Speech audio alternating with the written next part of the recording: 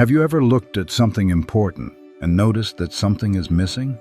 Like when you open a box of puzzle pieces and there's one gap left, but the piece you need is gone. It makes you pause, makes you wonder, where did it go and why isn't it here? The Bible tells the story of 12 tribes, 12 families that came from one man, Jacob, who was chosen by God. These tribes weren't just random people. They were called to carry God's promise, to build his nation, to shape history. But in the final book of the Bible, something strange happens. In Revelation chapter 7, when God lists his sealed people, those marked and protected in the end times, there are only 10 familiar names from the original 12. One tribe is switched out. One is completely gone. The tribe of Dan and the tribe of Simeon are missing. Now, why would that happen?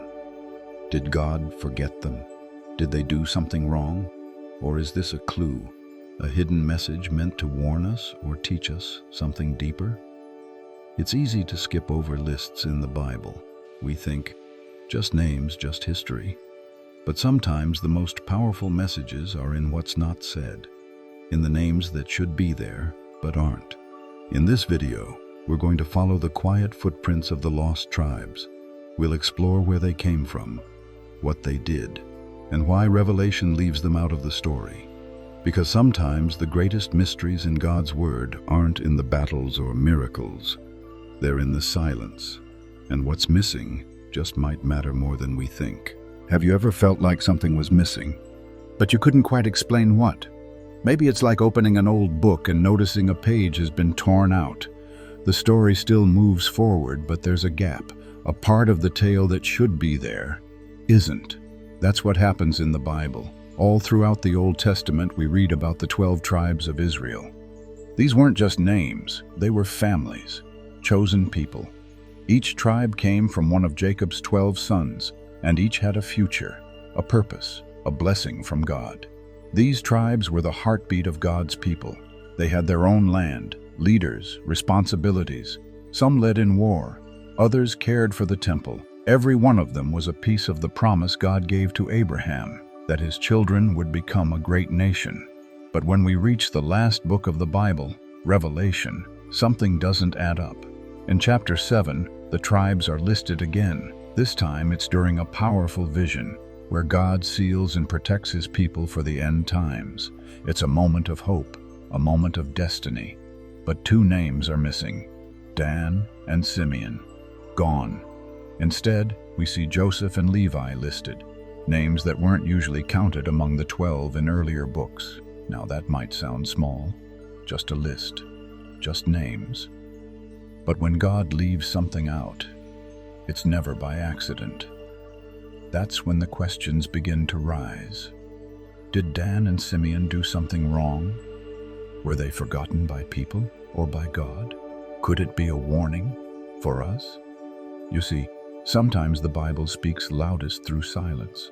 The missing names, the fading tribes, they tell a story too. A story of drifting, a story of choices, a story of what happens when people walk away from God, or simply blend into the background so much they disappear. In this video, we're going to look closely. We're going to follow the clues like a quiet trail in the sand, and maybe, just maybe, we'll discover why 2 tribes vanished from the pages of prophecy, and what that means for us today. To understand why the tribe of Dan or Simeon might have disappeared, we need to go back to where it all began.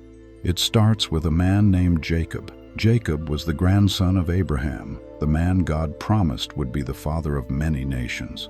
One night, Jacob wrestled with God, and afterward God gave him a new name, Israel. From then on, Jacob's family wasn't just a family, it was a nation being born. Jacob had 12 sons. Each son became the father of a tribe. Together they were called the 12 tribes of Israel. These were real people with real lives, but they also carried spiritual meaning. Each tribe had a part to play in God's plan. Their names were Reuben, Simeon, Levi, Judah, Dan, Naphtali, Gad, Asher, Issachar, Zebulun, Joseph, and Benjamin. Later, the tribe of Joseph would be split into Ephraim and Manasseh. his 2 sons. And since Levi, the tribe of priests, didn't receive a portion of land, this often kept the count at 12.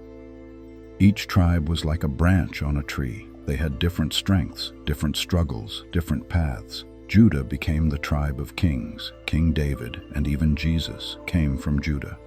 Levi served in the temple, offering sacrifices to God. Dan was known for boldness and judgment. Simeon was fierce and close to Judah in the south. At first they moved together. They wandered the wilderness. They crossed the Red Sea. They received God's law at Mount Sinai. Then they entered the Promised Land, and each tribe was given a section of land to live in, a home, a future. But over time, cracks began to form. Some tribes stayed close to God. Others drifted. Some were strong, some struggled, and eventually some began to fade. What's important is this: every tribe started as chosen. Every name mattered. No one was left out, which makes it even more mysterious. When one day their names stop appearing, the tribe of Dan, the tribe of Simeon, once part of the story, now missing from the final roll call. Why? What happened to them? That's what we're about to find out. Let's begin with Dan, the tribe that once stood strong but somehow lost its way. Dan was one of Jacob's sons. His descendants became warriors, judges, and leaders. In fact, one of the most famous judges in Israel's history, Samson, came from the tribe of Dan. They were strong, bold, fierce in battle, but sometimes being strong can lead to pride. When the Israelites entered the Promised Land, each tribe was given an area to settle in. Dan's portion was near the powerful Philistines, and instead of trusting God to help them take the land, Dan grew impatient. They moved north, away from where God had placed them. They found a quieter city named Laish, attacked it, took it over, and renamed it Dan. It might have looked like success, but something had already shifted in their hearts. In the book of Judges, chapter 18, something disturbing happens. The people of Dan steal a carved idol along with a priest and set up their own place of worship, not at the temple, not at God's altar, but in their own territory, with their own false god. They chose convenience over obedience. From that moment on, Dan begins to fade from the story. We no longer see their tribe lead. They don't play a major role in the king's reigns. Prophets stop mentioning them, and by the time we reach Revelation 7, their name is completely gone. Now this is where people begin to ask hard questions. Did Dan vanish because of idol worship? Did they turn so far from God that they were left out of the final gathering? Some Bible teachers think so. They believe Dan represents rebellion, choosing to worship something else, even while pretending to be part of God's people. But others think Dan's removal isn't forever. They say maybe God left them out of the list in Revelation as a warning, not a rejection, a pause, not a punishment. Whatever the reason, Dan teaches us something powerful. You can be strong, you can have history, you can even have talent and leadership. But if you walk away from truth and replace it with something fake, you might lose your place in the story. And it can happen quietly, silently, over time. That's what makes Dan's fall so sad. Because it didn't happen all at once, it happened step by step until the tribe that once stood tall stood alone. Now let's look at Simeon, another tribe whose name quietly fades from the pages of Scripture. Simeon was Jacob's second son, born to Leah. His tribe had strength, just like the others. But even from the beginning, there were signs of trouble. In Genesis 34, Simeon and his brother Levi reacted with violent anger after their sister Dinah was harmed. They attacked an entire city out of revenge. Jacob, their father, was heartbroken. In his final words, he said, "I will scatter them in Israel." And that's exactly what happened. When the Israelites finally entered the Promised Land, Simeon didn't get a large, separate piece of land like most other tribes. Instead, they were given towns inside the land of Judah, as if they were tucked into someone else's home. At first, it didn't seem like a big deal. They still had land, they still had people. But over time, Simeon began to fade. There are no major leaders from Simeon in the Bible, no great prophets, no stories of courage or faith. Slowly, They became absorbed into Judah's tribe, like ink dropped into water. You can't see where one ends and the other begins. And when we read the list in Revelation 7, Simeon's name isn't there.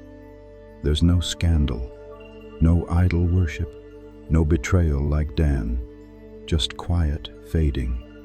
And maybe that's what makes Simeon's story even more heartbreaking. They didn't rebel loudly, they just drifted. They didn't turn to false gods, but they also didn't stand strong for the true one. Sometimes losing your place in God's story doesn't happen because of a loud mistake. It happens because of silence, because of comfort, because of staying hidden in someone else's shadow and never stepping forward. Simeon reminds us that you don't have to fall hard to disappear. Sometimes all it takes is blending in until nobody remembers your name. But God remembers, even when the world forgets, even when the list is short and your name isn't there. God still sees, God still knows, still. Now let's step into the book of Revelation, the final chapter of the Bible, filled with visions, angels, and powerful symbols of the end times. In chapter 7, something special happens. An angel speaks of 144,000 people being sealed by God, protected, chosen, and marked as his own. These people are said to come from the 12 tribes of Israel. But when we read that list, it doesn't match the one we remember. Dan is missing, Simeon is missing, and two surprising names are added instead: Joseph and Levi. Now, Levi was the priestly tribe. They usually weren't counted among the 12 because they had no land. Their job was to serve in the temple, and Joseph's tribe was typically split into Ephraim and Manasseh, his two sons. But in Revelation 7, Joseph is listed as a whole, and Levi is included too. Some people think this list is purely symbolic. Others believe it's literal. But either way, it tells us something. God is making a point, and part of that point is about who is not listed. Why leave out Dan and Simeon? Maybe Dan is left out because of the tribe's history with idol worship. Revelation warns again and again about false gods and spiritual deception. Leaving out Dan could be a way of showing how seriously God takes loyalty to him alone.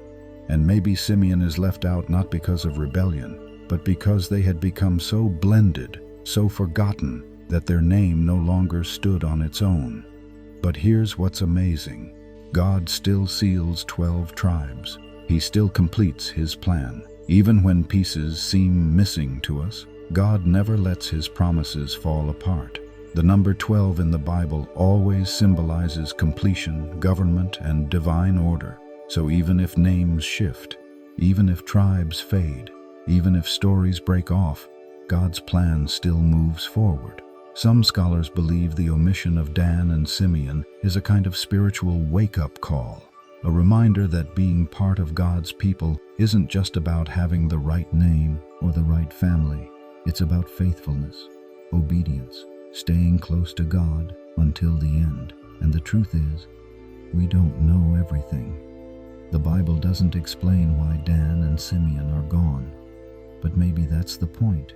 Maybe their silence is meant to make us look harder, to ask deeper questions, to see ourselves in their story, because Revelation doesn't just reveal the future, it reveals the heart.